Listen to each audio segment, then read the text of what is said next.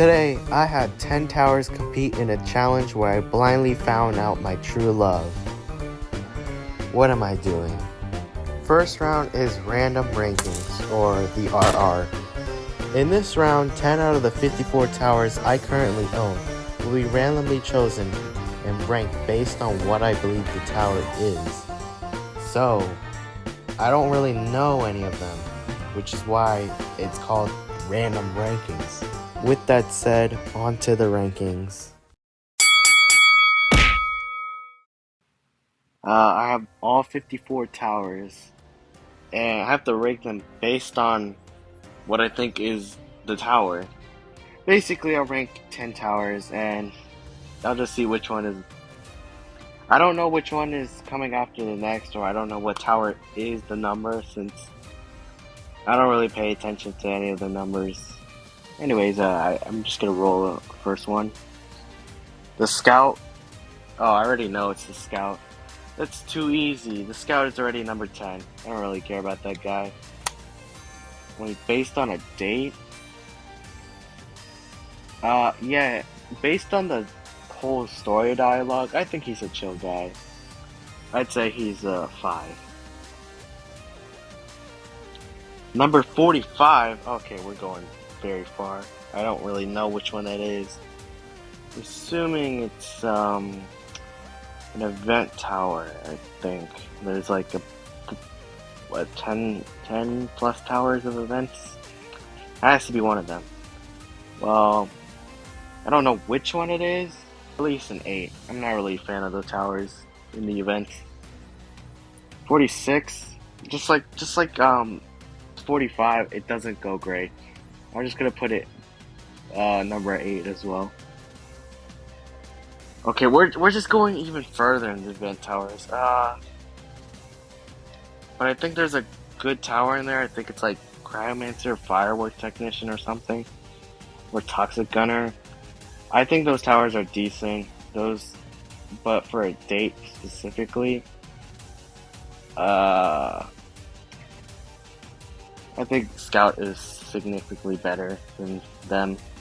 So 6. Okay, we're going down. 15.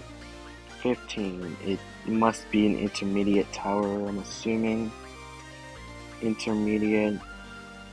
I'm hoping it's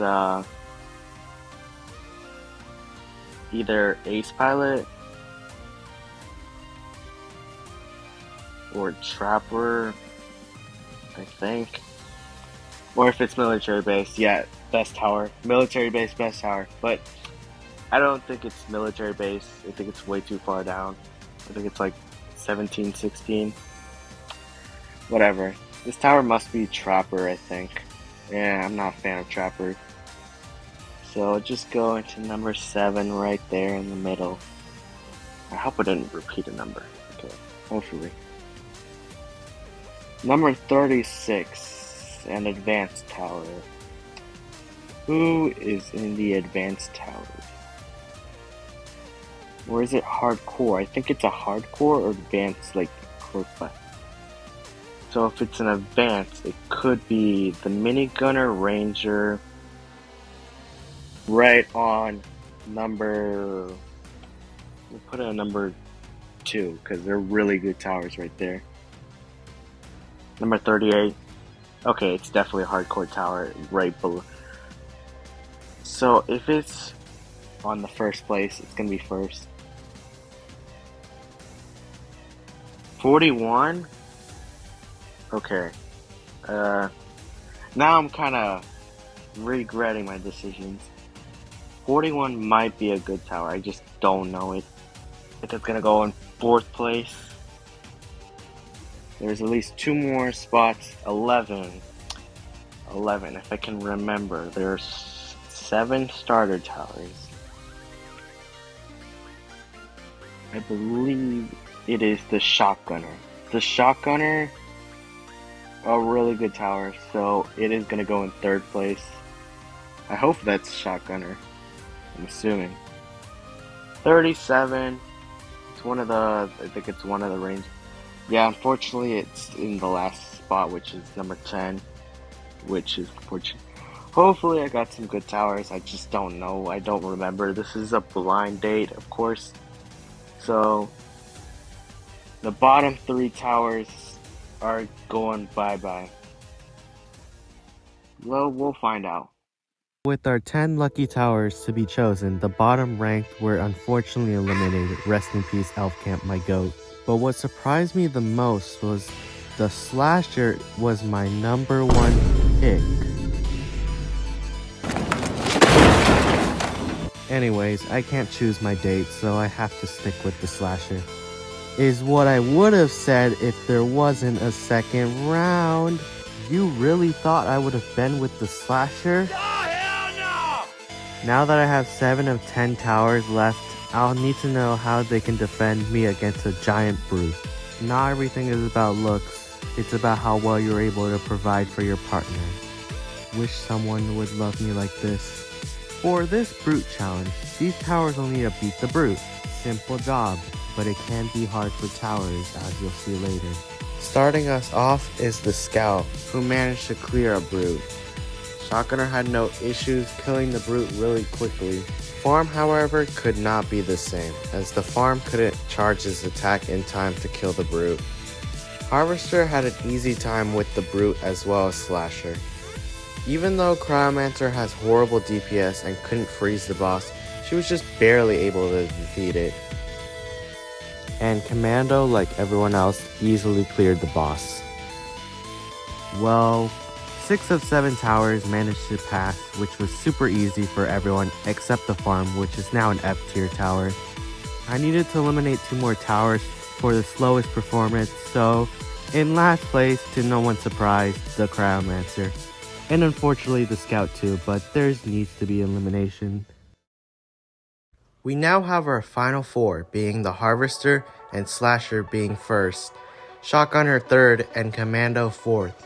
Now these stats don't matter because our next trial requires consistency. That's how love works according to ChatGPT. The perfect challenge for this will be Fallen. A really difficult but good way to know how good a tower is at being consistent with their love. But just like real life, each person has their flaws, and the same is with these towers. Shotgunner and Slasher are missing flying, and Harvester is an expensive hidden detection main, which is why, in order to make it fair, I'll give them a UAV and won't count any enemies that they can't defeat. Commando though isn't struggling with anything, which is interesting. Anyways, since this whole progress got boring, I'll just give you the stats. With Commando taking a lead in this challenge, Shotgunner and Harvester tied on 28th, and thankfully, Slasher was eliminated for being garbage. And here's the footage of him dying, just so you don't think I purposely eliminated him. And since the Harvester and Shotgunner both died on the same way, the only way to eliminate them is through a Wheel of Death.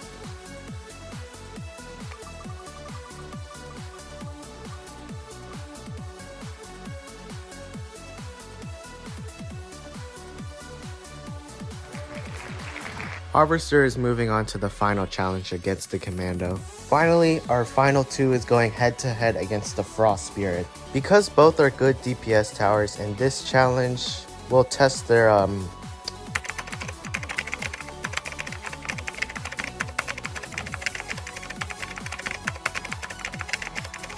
So it totally involves this particular skill that this challenge relates to. Anyways, for the Frost Spirit DPS battle, it literally just checks their DPS. These towers will test how much DPS they can do before the Frost Spirit reaches the base. Since the Harvester has an advantage of range, I'll have to give Commando a range boost too. Now with that said, here are our final stats. As you can see, both towers did a good amount of DPS, but in first, with a total of 175,000 damage, is the Harvester. So out of everyone who competed, which were mostly event towers and a Slasher, the one who was on top of all is the Harvester, which I'm so glad because at least I have someone decent.